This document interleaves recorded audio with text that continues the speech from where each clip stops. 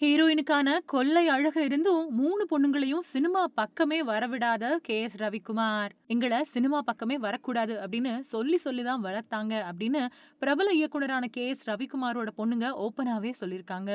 இயக்குனர் கே.எஸ். ரவிக்குமார தெரியாதவங்க இருக்கவே முடியாது. ரஜினிகாந்த் அப்புறம் சிவாஜி கணேசன வச்சு படையப்பா படத்த குடுத்தவரு.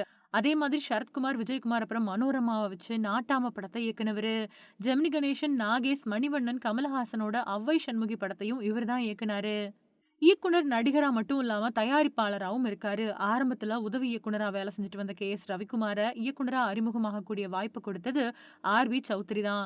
இவரோட தயாரிப்புல விக்ரமன் இயக்கத்துல வந்த புது வசந்தம் கொடுத்த சக்சஸுக்கு பின்னாடி தான் ரவிக்குமாருக்கு இயக்குனராகக்கூடிய வாய்ப்பு கிடைச்சது. கே.எஸ். ரவிக்குமாரோட முதல் படம் புரியாத புதிர். அதுக்கு பின்னாடி வரிசையா பல படங்கள இயக்குனாரு. பெரும்பாலும் இவரோட படங்கள்ல இவரு நடிக்கவும் செஞ்சிருப்பாரு. கே.எஸ். ரவிக்குமார் கற்பகம் அப்படிங்கிற பொண்ண கல்யாணம் பண்ணிக்கிட்டாரு. இவங்களுக்கு ஜனனி, ஜஸ்வந்தி அப்புறம் மாலிகா அப்படின்னு 3 பொண்ணுங்க இருக்காங்க. 3 பேருமே இப்போ படிச்சு முடிச்சு நல்ல நிலையில இருக்காங்க. இதுல மாலிகா லைஃப் கோச்சிங் நிறுவனத்த நடத்திட்டு வராங்க.